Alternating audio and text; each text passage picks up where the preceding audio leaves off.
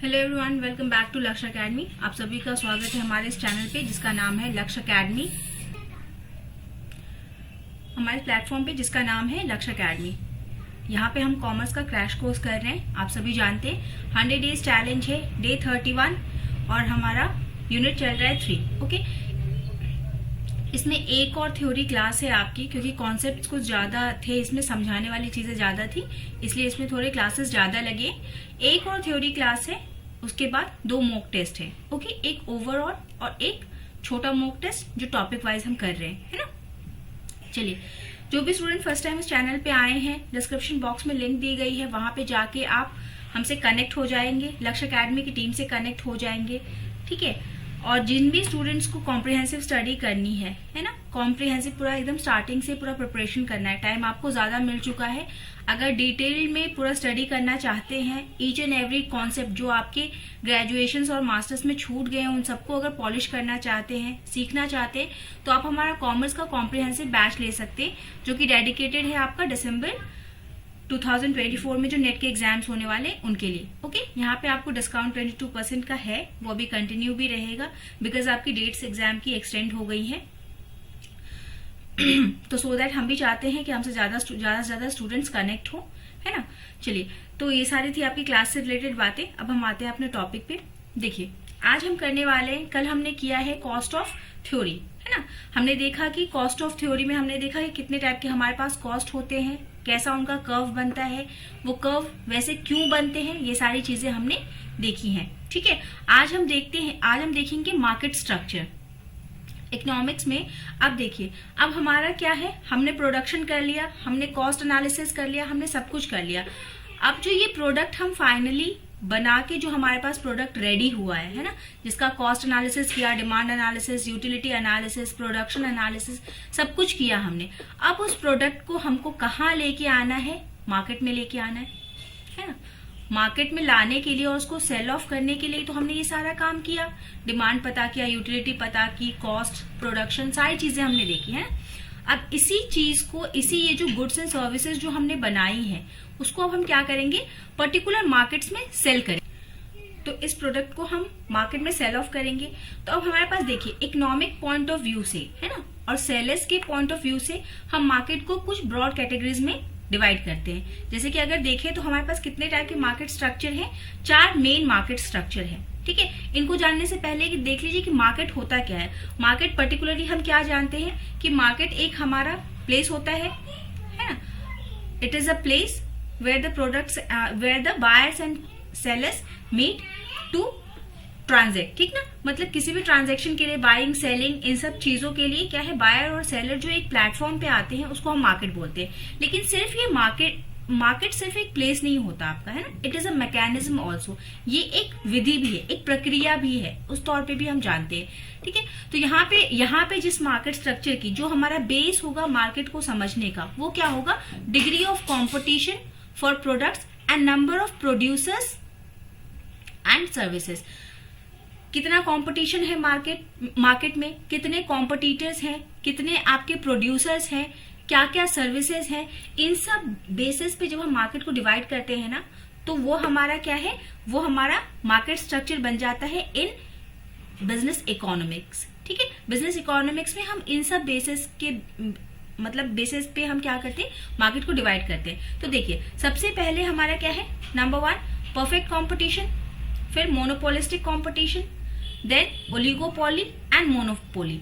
Perfect competition अगर एक line में अगर बोला जाए तो परफेक्ट कंपटीशन ऐसा कंपटीशन जहां पे large number of buyers and sellers होंगे आपके, बहुत सारे, ठीक है। मोनोपोलिस्टिक में बहुत ज्यादा नहीं, थोड़ा कम, बहुत ज्यादा से थोड़ा सा कम।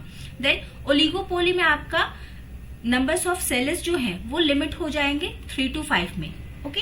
3 to 5 सेलर्स होंगे, बट यहाँ पे भी क्या है, 3 to 5 तो सेलर्स होंगे, बट बायर्स क्या है, अभी भी बहुत ज्यादा है। And in your monopoly, mono मतलब एक, मोनोपोली में क्या है, आपका सिर्फ एक सेलर होगा आपके पास, okay, and the rest are your buyers. चलिए, ये तो एक लाइन की डेफिनेशन थी। 1 by 1 हम देख लेते हैं कि ये मार्केट्स होते क्या है, यहाँ पे प्राइस कैसे डिसाइड होता है ना। जो सेलर्स हैं वो किस दाम पे अपने वस्तु को और सेवाओं को बेचते हैं, वो कैसे निर्धारित होता है, ये सारी चीजें हम वन बाय वन देखेंगे। इनके फीचर्स क्या है, कैसे हम पता करेंगे कि कोई परफेक्ट कंपटीशन का मार्केट है या कोई मोनोपोलिस्टिक कंपटीशन का मार्केट है, कैसा मार्केट है, ये हम देखते हैं। देखिए सबसे पहले हमारा कौन सा है आपका परफेक्ट कंपटीशन। देखिए यहाँ से एक पेज पे हम ना वन बाय वन इनको समझ लेते हैं, ज्यादा डिटेल में नहीं जाएंगे क्योंकि जो थ्योरेटिकल चीजें हैं वो आप खुद से कर लेंगे। यहाँ पे हमारा मकसद क्या है कि हम आपकी जो आपके कॉन्सेप्ट्स हैं उनको थोड़ा पॉलिश कर दें, है ना। अब देखिए यहाँ पे क्या है, यहाँ पे आपको 7 टाइप का कैटेगरी दिया है। ब्रॉडली हम 4 टाइप में जानते हैं, बट यहाँ पे और भी टाइप ऑफ मार्केट एग्जिस्ट करते हैं, है ना। देखिए एक है हमारा, देखिए यहाँ पे 3 कैटेगरीज में हम डिवाइड कर सकते हैं। सबसे पहला है हमारा क्या है, परफेक्ट कंपटीशन। परफेक्ट कंपटीशन को ही हम फुल्ली कॉम्पिटिटिव मार्केट कहते हैं। ओके, पहला हमारा क्या हो गया, नंबर 1 इज आर परफेक्ट और फुल्ली कॉम्पिटिटिव मार्केट। दूसरा है हमारा इम्परफेक्ट मार्केट, ठीक है। इम्परफेक्ट मार्केट, ये इम्परफेक्ट कॉम्पिटिटिव मार्केट। इम्परफेक्ट में कौन कौन से आ जाते हैं, आपका मोनोपोलिस्टिक मार्केट आता है, ओलिगोपोली आता है और डिओपोली, ठीक है। मोनोपोलिस्टिक, यहाँ पे लार्ज नंबर ऑफ, हमने अभी बात की थी कि लार्ज नंबर ऑफ सेलर्स तो होंगे, सेलर्स एंड बायर तो होंगे, but less than perfect competition. यहाँ पे मान लीजिए कि अनलिमिटेड बायर्स एंड सेलर्स है, यहाँ पे थोड़ा सा अनलिमिटेड ना बोल के हम क्या बोले, large number of buyers and sellers. Then आता है ओलिगोपोली। ओलिगोपोली में हमने बताया 3 to 5 डोमिनेंट आपके कौन होते हैं, सेलर्स हो जाते हैं। अंतर, मेजर अंतर अगर कोई पूछे आपसे, मुख्य भिन्नता क्या है इनमें, तो यहाँ पे ओलिगोपोली में 3 to 5 आपके सेलर्स हो जाएंगे। डिओपोली, डिओ मतलब होता है 2, ठीक है, सिर्फ 2 ही कॉम्पिटिटर्स हों, 2 ही मार्केट में सेलर हों किसी चीज के, तो ये डिओपोली कहलाता है। एंड मोनोपोली, अभी हमने बात की, मोनोपोली में क्या है आपका, तीसरी जो कैटेगरी है वो आपकी मोनोपोली की है। मोनोपोली में सिर्फ आपका सिंगल एक सेलर होगा, एकाधिकार। For example are railway, ISRO, ये सारा जो स्पेस के लिए हमारे पास क्या है, इसरो है, इसरो के पास मोनोपोली है। स्पेस रिलेटेड चीजें जितनी भी होंगी वो सारा कौन करेगा, इसरो करेगा, डीआरडीओ है, ठीक है, ये सारी चीजें। देन आपका ये बाकी जो चीजें हैं, ये मोनोस्पोनी और ओलिगोस्पोनी, ये जो है इसका नोट्स दिया हुआ है, नेचुरल मोनोपोली का, इन सब का दिया हुआ है नोट्स, आप देख लेंगे वहां से, कुछ ज्यादा है नहीं। अब देख लीजिए, मोटा मोटा हमको 4 समझना है, ठीक है, 4 की हमको प्राइसिंग पॉलिसी देखनी है, बस इतना करना है। ओके, देखिए सबसे पहला कहता है परफेक्ट कंपटीशन क्या है, large number of buyers and sellers है यहाँ पे। देन पहला हो गया आपका। दूसरा क्या है यहाँ पे, कि यहाँ पे जो आपके सेलर्स हैं वो क्या होते हैं, आपके प्राइस टेकर होते हैं। ओके, अब देखिए एक छोटी सी चीज आप देख लीजिए कि फर्म और इंडस्ट्री, ये 2 चीजें होती हैं, दोनों में अंतर क्या है। फर्म मतलब एक सिंगल कंपनी, और इंडस्ट्री मतलब कि नंबर ऑफ कंपनी, बहुत सारी कंपनीज एक ही तरीके का काम करने वाली, ठीक है। जैसे कि मान लीजिए बहुत सारी कंपनी है, जो आपका जैसे रेमंड है, कपड़ों की कंपनी है, फिर आपका रेमंड है, सियाराम है, और बहुत सी कंपनियां हैं, है ना, ये आपका H&M है, HRX है, बहुत सारी ऐसी कंपनियां हैं जो कि कपड़ों में डील करती हैं, लेकिन वो सारा एक इंडस्ट्री के अंदर आता है, that is your textile industry, है ना। तो जब एक ही तरीके के काम करने वाले बहुत से कंपनी को हम एक साथ अगर बोलना चाहे तो हम क्या बोलते हैं, इंडस्ट्री बोलते हैं। और सिंगल अगर हम एक कंपनी को ले तो वो क्या होती है, हमारी फर्म। अब ये चीज मैंने आपको बताई किस लिए, क्योंकि देखिए यहाँ पे जो आपका परफेक्ट कंपटीशन में जो आपका जो सेलर होता है वो क्या होता है, आपका प्राइस टेकर होता है, ठीक है। मतलब क्या कि यहाँ पे मार्केट डिसाइड करती है कि आप किस दाम पे अपना प्रोडक्ट सेल करेंगे, सेलर डिसाइड नहीं करेगा, है ना। जैसे एक पर्टिकुलर फर्म डिसाइड नहीं कर सकती कि वो अपने प्रोडक्ट का दाम कितना रखेगा, प्राइस कितना रखेगा। यहाँ पे क्या है, मार्केट आपको बताएगी कि आपको प्राइस क्या रखना है। ये आपका डिमांड कर्व, ये आपका सप्लाई कर्व, ठीक है, यहाँ आपका प्राइस है, यहाँ आपका क्वांटिटी है। ओके, तो डिमांड कर्व और सप्लाई कर्व जिस पॉइंट पे इंटरसेक्ट करेगी वो पॉइंट क्या है, आपको बताएगा it is an equilibrium point, और ये आपको बताएगा कि आपके प्रोडक्ट का प्राइस क्या होगा, है ना। ये जो प्राइस होगा, this is the price for a particular quantity. एक पर्टिकुलर क्वांटिटी आप कितने प्राइस पे बेचोगे ये मार्केट डिसाइड करेगा, ठीक है। मतलब सारे बायर्स और सेलर्स का जो फोर्स है वो मिलके आपका डिसाइड करेगा कि प्राइस क्या होगा, ठीक। तो हमने सबसे पहले बात क्या देखी, large number of buyers and sellers, फिर आपका market is the price taker, unlimited knowledge, ठीक है। अनलिमिटेड नॉलेज होगा, हम मानते हैं यहाँ पे अनलिमिटेड नॉलेज होगा। No concept of consumer preference, consumer की प्रेफरेंस यहाँ पे कोई मायने नहीं रखती। यहाँ पे free entry and exit from the market, free entry in the market and exit from the market, मतलब आप फ्रीली मार्केट में एंटर कर सकते हैं, मतलब आप सेलर बन सकते हैं, और कभी भी जब आपका मन चाहे तो आप मार्केट से बाहर हो सकते हैं। Motive of profit maximization. Next thing, market जो है आपका, यहाँ पे जो प्रोडक्ट होंगे आपके होमोजीनियस होंगे, और एक दो और देख लीजिए कि यहाँ पे no mobility cost, no mobility cost, यहाँ पे आपका कोई मोबिलिटी कॉस्ट नहीं होता, मतलब कि आपको जो आपका कॉस्ट आता है ना, ट्रांसपोर्टेशन कॉस्ट, वो हम मानते हैं कि वो कोई कॉस्ट नहीं लगता। एंड लास्ट इज योर कि जो मार्केट में जो आपके कंज्यूमर्स है ना, उनके पास परफेक्ट नॉलेज है, ठीक है। मतलब उनको सब चीजों के बारे में पता है ना, कि मतलब कितना प्राइस होना चाहिए, एक प्रोडक्ट में क्या क्या चीजें मिली हुई है, मतलब परफेक्ट नॉलेज है कंज्यूमर को मार्केट के बारे में, ओके। परफेक्ट नॉलेज ये हो गया आपका। एंड ठीक है, ये सारे पॉइंट्स थे 1 2 3 4 5 6 टेकर और large number of buyers and sellers, ये सारे आपके क्या है, इतने सारे आपका क्या है, फीचर्स हैं परफेक्ट कंपटीशन के, ओके। देन आता है आपका मोनोपोलिस्टिक कंपटीशन। यहाँ पे देखिए, यहाँ पे क्या है, large number of buyers and sellers होंगे, बहुत ज्यादा नहीं बट लार्ज नंबर। एक अंतर यहाँ पे आएगा कि जो आपका उत्पाद जो है ना वो डिफरेंशिएटेड होगा, मतलब थोड़ा सा अंतर होगा। जैसे फॉर एग्जाम्पल देखिए, यहाँ पे टूथपेस्ट का एग्जाम्पल है। जैसे मार्केट में बहुत सारे टूथपेस्ट हैं, है ना, एक नाम है टूथपेस्ट। अब टूथपेस्ट में ही बहुत सारी कंपनियां हैं, और कंपनियों में भी जो प्रोडक्ट है वो अलग अलग है। जैसे कि मान लीजिए कोलगेट है ना, तो कोलगेट में भी अलग अलग है कि सॉल्ट वाला, नमक वाला टूथपेस्ट, है ना, चारकोल वाला, कोयले वाला टूथपेस्ट, फिर है क्या जड़ी बूटियों वाला कोलगेट, है ना। तो यहाँ पे क्या है, प्रोडक्ट थोड़ा सा अंतर हो जाता है, प्रोडक्ट में थोड़ा सा अंतर आता है। तो याद रखने के लिए क्या याद रखेंगे कि डिफरेंशिएटेड प्रोडक्ट्स आपको मिलते हैं, थोड़े से भिन्न प्रोडक्ट मिलेंगे, उत्पाद। प्रेफरेंस ऑफ चूजिंग यहाँ पे आती है। परफेक्ट कंपटीशन में कोई प्रेफरेंस नहीं था, यहाँ पे प्रेफरेंस ऑफ चूजिंग आ जाएगा आपका। Sellers can charge a marginal higher prices. अब देखिए, अब प्रोडक्ट अलग है तो अलग प्रोडक्ट के लिए तो अलग प्राइस होगा ना, है ना। वहां पे क्या था, होमोजीनियस प्रोडक्ट था, यहाँ पे प्रोडक्ट डिफरेंशिएटेड है, मतलब प्रोडक्ट में अंतर है।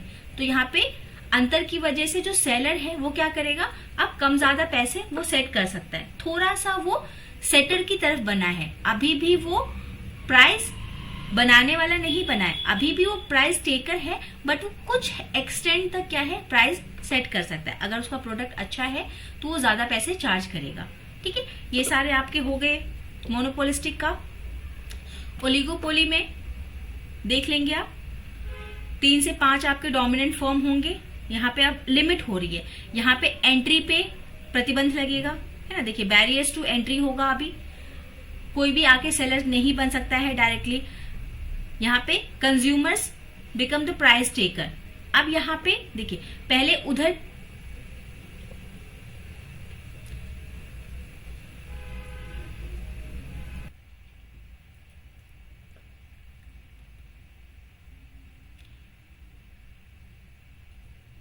देखिए, नेक्स्ट टाइप का मार्केट आपका क्या है, monopoly market.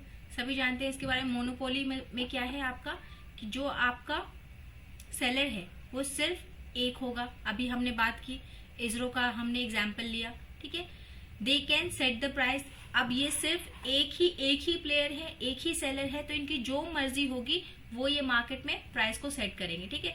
For example railway tickets, class में भी हमने एग्जाम्पल लिया था। रेलवे टिकट्स जो हैं आपके, तो रेलवे में क्या है, गवर्नमेंट की मोनोपोली है। तो अगर फर्स्ट क्लास का प्राइस एक सेट किया गया है तो वही रहेगा, है ना। सेकंड क्लास का प्राइस वही रहेगा। तो आपका ये क्या है, यहाँ पे मोनोपोली रहती है, अपनी मर्जी से आप क्या है प्राइस सेट कर सकते हो। कंज्यूमर को यहाँ पे कोई ऑल्टरनेटिव नहीं मिलता। जो प्रेफरेंस और चॉइसेस वाली बात थी ना, यहाँ पे उनको कोई दूसरा विकल्प ही नहीं है। होमोजीनियस और डिफरेंशिएटेड प्रोडक्ट जो हम कर रहे थे, वो सब यहाँ पे कुछ नहीं है। आपको आपके पास एक ही ऑप्शन है ना, आपको उसी ऑप्शन को लेना पड़ेगा। ये मोनोपोली है, बड़ा रेयरली मिलता है बट है, ठीक है। ये सब आप देख लेंगे, मोनोस्पोनी वगैरह। चलिए बाकी चीजें, एक छोटा सा और काफी इंपॉर्टेंट कॉन्सेप्ट रहता है आपका।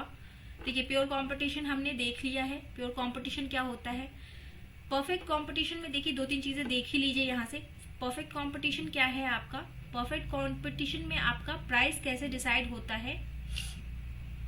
डिमांड फोर्सेस, जितना भी इंडिविजुअल डिमांड है सारा मिलाकर के पूरी इंडस्ट्री का जो डिमांड आया, सारे डिमांड्स को मिला के एक डिमांड जो बनी वो, और सप्लाई कर्व, दोनों कर्व जहां पे इंटरसेक्ट होंगे, मतलब मार्केट में कितना डिमांड है किसी चीज का और कितना सप्लाई है, दोनों एक पर्टिकुलर पॉइंट पे इंटरसेक्ट होंगे। वो पॉइंट क्या होगा? आपका इक्विलिब्रियम। ये इक्विलिब्रियम डिसाइड कौन करेगा? मार्केट।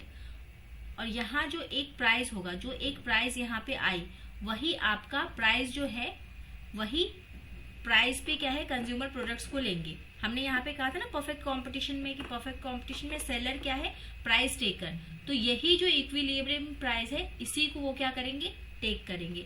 इसी पे सारे प्रोडक्ट्स आपके बिकेंगे, ना इसके ऊपर आप बेच सकते हो, है ना। मान लीजिए अगर कोई एक गुड है ए, कोई एक उत्पाद है ए, उसका प्राइस अगर 50 रुपए आया, आपको 50 रुपए पे ही बेचना है। 50 से नीचे जाएंगे तो आपका लॉस होगा, ऊपर जाएंगे तो आपका प्रोडक्ट बिकेगा ही नहीं, है ना। क्योंकि सस्ते में वही हमने कहा ना होमोजीनियस प्रोडक्ट्स है, तो होमोजीनियस प्रोडक्ट्स अगर है तो क्या है कि अगर वही उत्पाद उनको सस्ते में मिल रहा है तो कौन महंगे में आपसे खरीदेगा। तो ना आप ऊपर जा सकते हो ना नीचे आ सकते हो, आप एक इक्विलिब्रियम पोजीशन पे बने रहोगे। उसी प्राइस पे आप क्या है प्रोडक्ट को सेल करोगे, ठीक है। ये है आपका प्राइस मैकेनिज्म। यहाँ पे प्राइस कैसे निर्धारित होता है परफेक्ट कंपटीशन में। देन आपका आता है चेंज इन इक्विलिब्रियम। अब जो ये इक्विलिब्रियम हमने कहा कि इक्विलिब्रियम प्राइस डिसाइड होता है, ये बदलते भी हैं, ठीक ना। अब किस केस में बदलेंगे? Number 1 case, number 2 case. Number 1 case क्या कहता है कि मान लीजिए ये इक्विलिब्रियम वाला डिमांड एंड सप्लाई था, ये D1 था, ये S1 था। अब मान लीजिए कि मार्केट में डिमांड आपकी बढ़ गई। डिमांड में शिफ्ट हमने पढ़ा था ना, shift and movement in demand curve. तो मार्केट में मान लीजिए कि डिमांड ज्यादा हो गई, सप्लाई वहीं पे रह गया, है ना। तो इक्विलिब्रियम पोजीशन आपकी बदलेगी। अब यहाँ पे इक्विलिब्रियम आपकी बन जाएगी। तो यहाँ पे डायरेक्ट रिलेशन दिख रहा है हमको, डिमांड बढ़ी तो उसके साथ साथ क्या है प्राइस भी आपका, देखिए प्राइस पहले यहाँ था अब यहाँ चला गया, प्राइस भी बढ़ गया। तो जब चेंज इन डिमांड होगा उस केस में जब आपका इक्विलिब्रियम बढ़ेगा ना तो वो कैसा होगा? Directly proportional to demand. Demand बढ़ा प्राइस बढ़ेगी, डिमांड घटा प्राइस घटेगी, ओके। दूसरे तरीके से ऐसे ही सप्लाई के साथ हो सकता है। सप्लाई में भी जब चेंज होगा तो भी यही केस होगा, है ना। लेकिन वहां पे प्राइस के साथ कैसा है? इनवर्स रिलेशन आएगा। मतलब अगर सप्लाई आपका, देखिए अब कुछ ऐसे होगा, सप्लाई कर्व ऐसे शिफ्ट कर सकती है, इधर को जाए या फिर इधर को आए, है ना। तो इस केसेस में क्या है? प्राइस उल्टा बिहेव करेगा। अगर सप्लाई आपकी इंक्रीज होती है ना, सप्लाई आपकी इंक्रीज हुई तो क्या है? प्राइस आपका देखिए कम हो जाएगा। इधर को मूव करेगी तो आपका क्या है? प्राइस इंक्रीज हो जाएगा। तो डिमांड के चेंज के साथ प्राइस डायरेक्टली प्रोपोर्शनल होगा और सप्लाई के चेंज के साथ इनवर्सली प्रोपोर्शनल होगा, ठीक है। तो दो चीजें हमने देख ली यहाँ पे। प्राइसिंग वाले में एक और क्लास बनती है, इस क्लास को यहीं वाइंड अप करेंगे कि परफेक्ट कंपटीशन में हमने देखा प्राइस मैकेनिज्म क्या है, मूल्य कैसे निर्धारित होता है, इक्विलिब्रियम से मार्केट प्राइस बनता है एक, और दूसरा हमने देखा चेंज इन इक्विलिब्रियम कैसे आता है ना। या तो डिमांड बदल जाए, डिमांड में चेंज आ जाए, या फिर सप्लाई में चेंज आ जाए। डिमांड में चेंज की वजह से अगर इक्विलिब्रियम बदलता है तो डायरेक्टली प्रोपोर्शनल टू प्राइस होगा, और सप्लाई की वजह से अगर अगर इक्विलिब्रियम बदलेगा तो इनवर्सली प्रोपोर्शनल होगा। ठीक है, सप्लाई के इनवर्स में प्राइस आपका मूव करेगा। ठीक है, चलिए, thank you everyone, have a nice and wonderful day.